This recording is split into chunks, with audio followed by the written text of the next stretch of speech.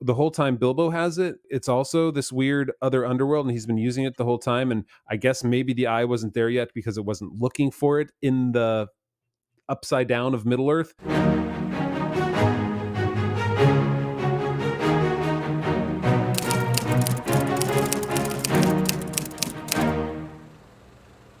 Gandalf the Grey, can you tell him we've arrived? Oh, yes, I remember. Big grey beard, pointy hat. Not seen him for 6 months. This, my friend, is a pint. It comes in pints. Oh. I'm getting one. He's over there. Frodo Baggins.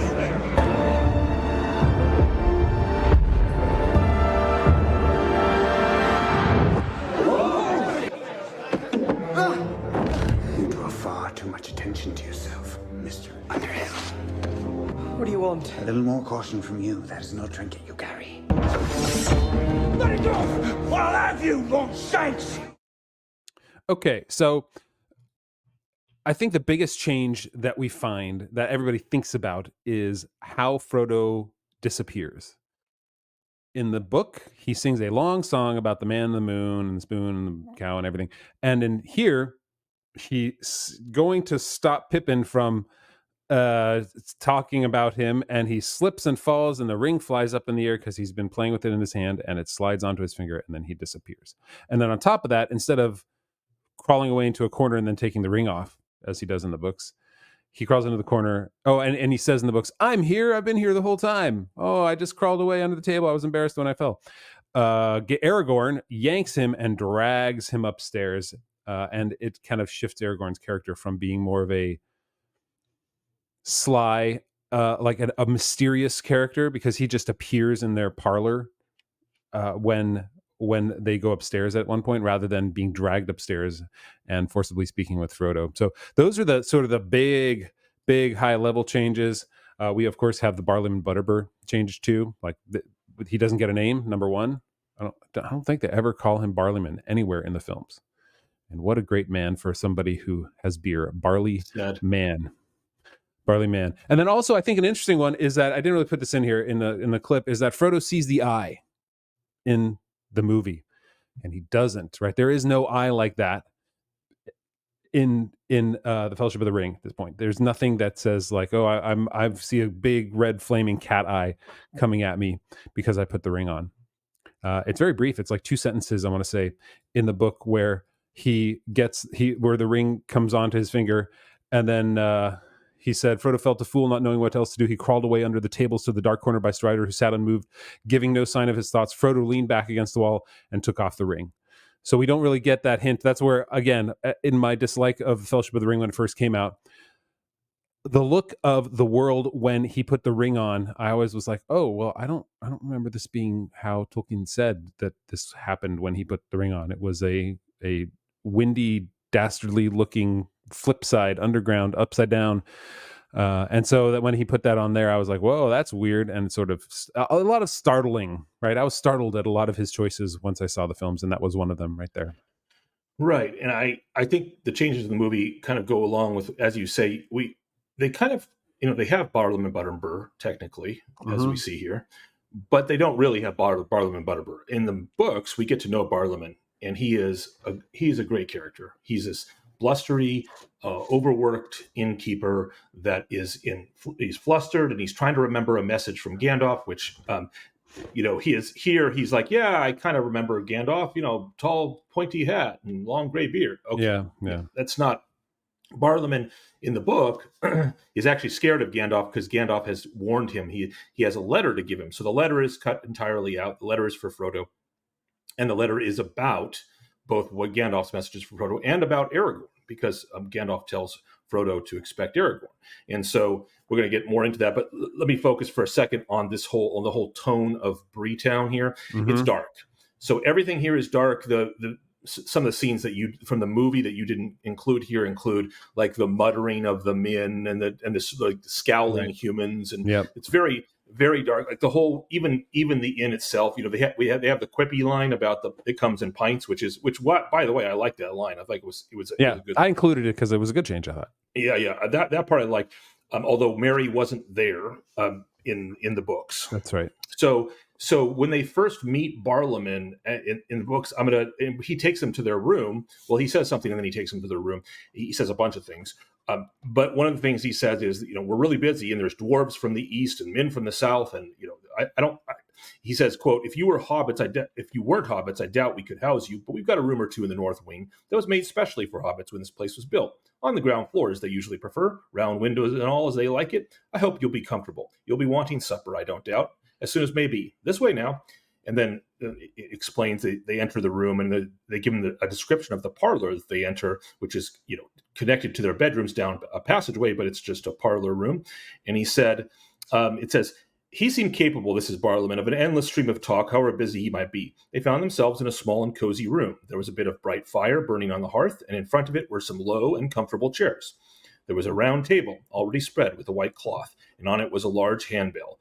But Nob, the hobbit servant, came bustling in long before they thought of ringing. He brought candles and a tray full of plates, and then he proceeds to bring them a whole meal, and they eat and they drink, and they're satisfied, and they're just amongst themselves.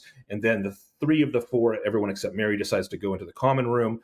So all this is cut out, and what ends up being cut out essentially is cheer. This place is, Tom Bombadil recommends the prancing pony to them, Barliman to them, as a good man, and Gandalf does too. So the movie, aside from this one shot up with the beer, the movie itself misses out entirely on the cheer and the sort of haven that Barliman's the prancing pony is, and Barliman's character himself, although he's flustered and ultimately he forgets what he was supposed to do with them, mostly because Frodo didn't use his correct name. He used Underhill instead of Baggins. Then we cut that out. So again, similar to other changes made by the movies, it's kind of taking out a bunch of stuff that adds to the richness and character. And in this case, Bree Town represents kind of a halfway point. It's not the full cheer and comfort and solace and haven that Hobbiton may be, but it's kind of halfway. It's got some Hobbit elements. It's got and friendly elements like Butterbur, and it's got some elements of the world of Min, and of course the Black Riders. And speaking of, we'll get more into the other changes that were made. But Aragorn himself is much more sort of companionable. He doesn't drag Frodo upstairs. The song that Frodo sings that you mentioned, which is a great song, it's a 12 stanza poem because of course it's Tolkien, so can't get through a chapter without someone singing a song somewhere. And this song I especially love. My kids love it too when I read it to them, because as with much else in Tolkien, he did this intellectual exercise where there's this old nursery rhyme about the cat and the fiddle. Hey, did a little cat and fiddle, cow jumped over the moon, little dog laughed to see each sport, and the dish ran away with the spoon. Well, he imagined what would this poem have been like originally. And so he has the hobbits as the originators of this poem, and there's this great poem that ends with a couple of stanzas where they're rolling the man in the moon, because the man in the moon came down and got drunk essentially and had to roll him back up. See, it's not a kid's book. Let's remember, the moon gets drunk. This is nothing for children that they should be enjoying on their own. Exactly, and all the creatures are trying to get him back up at the moon, and one of them's playing the fiddle. And then there's this stanza: with a ping and a pong, the fiddle strings broke. The cow jumped over the moon, and the little log laughed to see such fun. And the Saturday dish went off at a run with a silver Sunday spoon. The round moon rolled behind the hill, and as the sun raised up her head, she hardly believed her fiery eyes, for though it was day, to her surprise, they all went back to bed. So that's the end of the song, and at that point, Frodo decides to dance and have another drink, and then eventually ends up with the mishap where he disappears with the ring. And in fact, he starts singing this song in the first place because he's trying to get Pippin to stop telling the story. Because Pippin, instead of just saying, "Oh yeah, Mr. Baggins is over there," like he does in the movie, Pippin is actually telling the story of Bilbo's disappearance, and so Frodo doesn't want the name Baggins to come up at all, which in the movie it just happens. It just comes up. And so anyway, there's just a lot lost. I understand I think why they did it. they were cutting, first of all, and second of all, to save time, and second of all, I think Jackson was going for a darker tone. So Strider is darker, Barliman is more remote, he isn't friendly. The Prancing Pony Inn is a dark and sort of scary place with lots of growling men, and it's a different feel than the Prancing Pony in the books. Yeah, it's the Prancing Pony in the books. Like you said, I want to read a couple quotes from the very beginning, because he spends about a page and a half talking about Bree and its importance. I think he liked the idea of Bree, of the meeting, like you said, the middle ground between the hobbits and the big folk and the little folk, Right. as they put it. World of men and the world of the Shire. Right. And so here's what he wrote. The men of Bree were brown-haired, broad, and rather short. Cheerful and independent, they belonged to nobody but themselves, but they were more friendly and familiar with hobbits, dwarves, elves, and other inhabitants of the world about them than was or is usual with big people.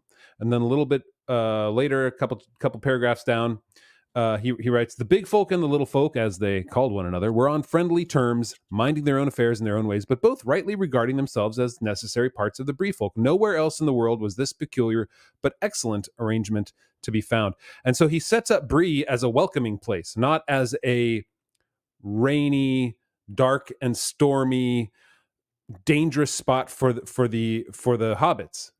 And when you think, like, Gandalf told him to go, like, this is what, like, let's it just doesn't match up for me. And then you have the burping Peter Jackson, which I did not include because he's in the, is that an extended edition only? I don't remember. Do you remember that? I think it's an extended edition only. Yeah, and you don't see any hobbits at all in Bree. None. They're just, other than the four hobbits, right? And so normally there were other hobbits here, like laughing and dancing, or laughing and cheering Frodo on, and it's lost a lot, like you said, a lot of its color, because it's now just a dangerous spot, when really the danger is, who's this mysterious guy watching them, like, from the distance. And it starts off with how when they enter in, they see a shadow essentially slide off into the city after he's been watching them. I'm trying to find that. Well, they don't see it after they right. As soon, yeah, a shadow climbs the wall. A dark figure climbed quickly and over the gate and melted in the shadows of the village street. And so, like, and I'm pretty sure that's supposed to be Aragorn right there. And so you get this mysteriousness from him that I think is also lost. He's more just a dangerous person right when you see him, and it shifts pretty quickly, obviously. But that coloring of the character is lost. Yep. I just think everything gets darker, and Jackson wants us to sort of get the shock value of the hobbits in the world of the dark and dangerous world of men, and that's not actually what Bree is like. There's a couple men like Harry Goatleaf, the gatekeeper, who's suspicious, and there's some of the men from the south who are guests at the inn. But everybody else, like you said, there's hobbits there. There's a company of dwarves there. Barlim and Butterbur and Nob and Bob, the servants, are downright friendly. It's actually a cheerful and welcoming place for the most part. And then, of course, there's the conflict with the Black Riders who are edging around town. But that doesn't affect the Prancing Pony. The Prancing Pony is a cheerful place. Yeah. All right. Well, let's get into what we think about these changes. So the first question, is it lore friendly? Do we think that, if I can get, there we go, get to the next shot there, that these changes where they pivoted all these small things in the Prancing Pony, is it enough to make it unfriendly to the lore? So when you think about the things, what did they change? They removed Barlim and Butterbur's familiarity. They removed his friendship. They removed the parlor and the cheerfulness and the Hobbit. The respite and the comfort of the Hobbit comforts that made the Prancing Pony really a true resting place for the hobbits. They removed that. They removed all the friendly hobbits that are in the common room. They removed the dwarves. They removed. They removed the song, which is actually quite this just silly and cheerful Hobbit song, which gives its own character and flavor. I actually think what he did. I don't hold this to be terribly serious. But it is contrary to the lore. So, is it lore friendly? In my mind, it is actually not. Like, the dark and dangerous Prancing Pony is not lore friendly, including a dark and dangerous Aragorn meeting. I agree. And what happens when he puts on the ring. I've always found that not lore Oh, friendly. that's true. Yep. Yep. That too. This is the first time that we really see, other than when Gandalf reaches down for it in Bag End, and he almost touches it, and he sees the eye for a split second. Right. That whole Right. thing about the eye being all watching when he put the ring on, I found Yep. So, and disappointing. I agree with you entirely. The eye gives it even a darker tone. The Prancing Pony, an even darker tone. I actually don't have as much of a problem with the eye itself because I understand that what Jackson has to find some way to get across the terrible danger of the ring visually in a medium that doesn't lend itself to understanding the nuances of a book. So I'm more sympathetic towards Jackson with regard to the eye. So maybe you and I differ on that. Yeah, But as far as the dark tone goes and how Prancing Pony is presented, I think it's actually presented in the wrong light. yeah, that I agree with that too. So no, for me as well, it is not lore friendly. All right, next question: does the change make for better cinema? Does the change make for better cinema? In this brief amount, I'd probably have to say yes. If you tried to make it into a long form TV show, you could have a whole section about Bree and inform us of the mysteriousness of Strider in a less hit you over the head kind of way. But for here, I think you had to move right away into who Strider was and the dangers of the ring and things like that. It's otherwise you are. Yep. Um, I love Bartleman Butterbur. I love his character. He's just this in Gandalf's comments later on about Butterbur. It's just very humanizing and wonderful character. But in a way, he's kind of he's like a lesser form of Tom Bombadil in the sense that if they had spent time going into and developing his character, it wouldn't have worked as a movie. So from a cinematic perspective, yes, it does in fact make for better cinema, sadly. But it's just another reason why the books are better, because you have the time. Or, as you and I have said many times, they should have turned it into a TV show instead of a movie. yeah, yeah. They didn't have those kinds of TV shows back then. There was no streaming to actually do it. So what was it? possible. 24 was one of the first ones that was along those lines. Yeah, that's true. And that was soon after that, or right around the same time. Right around the same time. All right, next question, last question. How much do you like the change? How much do you like the change? I find it hard to like a lot of changes in this movie. And so I still feel like the change for the ring, that like I really don't like it. It makes it so for instance, when I saw this in the movie theater, my first thought was, wait, so the whole time Bilbo has it? Like it's also this weird other underworld and he's been using it the whole time, and I guess maybe the eye wasn't there yet because it wasn't looking for it in the upside down of Middle Earth. But I had to reconcile that in my head, like find reasons why Bilbo would have been totally fine putting it on more often than Frodo is right now, where the eye is already there. And so if, for instance, when Bilbo put on the ring at the party, did he see the eye? Because Gandalf saw it the first time, like he got close to it, and Frodo saw it the very first time he put it on. But Bilbo, it's not there, and so I like that disconnect. That ruined that whole scene for me. So that ruins a large part of it. I miss Butterbur at least giving us his name. Come on, can we at least have his name in the movie?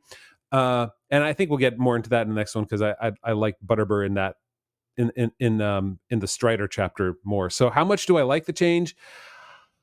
Because of the eye, and this is the first time we see the eye, it's low. It's like, I'm gonna say 1.9. I don't like what they did here. That sort of colors it a lot. Now there's some other changes I'm more fine with, getting rid of the story that Pippin's telling, or shifting that story, and even the song I'm okay with excising it, but that part with the eye and the ring and how that works in here, and making Bree dangerous rather than a place where the races are coming together. I don't know. This is not a good idea. The friendly Mos Eisley of Middle Earth. That's where I'm skewing towards not liking this one. I'm with you that I don't like it. It's not that. It's not a mortal sin in my mind. It's just another small stroke where the changes made are against the spirit of the Lord of the Rings. I understand the reasons why they were done. It doesn't offend me that much that they made it darker because I understand their reasons. So for me, it's below the midpoint of 3.0, but it's not much. So for me, it's about a 2.6 because it just doesn't offend. It doesn't offend that much. We miss out on some things that I like, but it doesn't offend much. So things should offend you more, Michael. You're becoming, is that right? Okay. Oh yeah. I prefer to be happy. So Oh, being happy doesn't mean you're not offended. It means you're happily offended. I'm happy to Whatever be that offended. I'm happy to be offended every once in a while. Taking offense gives me joy. Many Look, people might think that about us, having watched our comments on the Rings of Power. Look, But yeah. I was gonna say my offense at this is being true to who I am. And so if I wasn't true to who I was, I'd be even more sad. So there you go. That's why this makes me happy being offended. that's the difference between us. I identify as a happier person than you do. Well, I'm happy. I'm happy.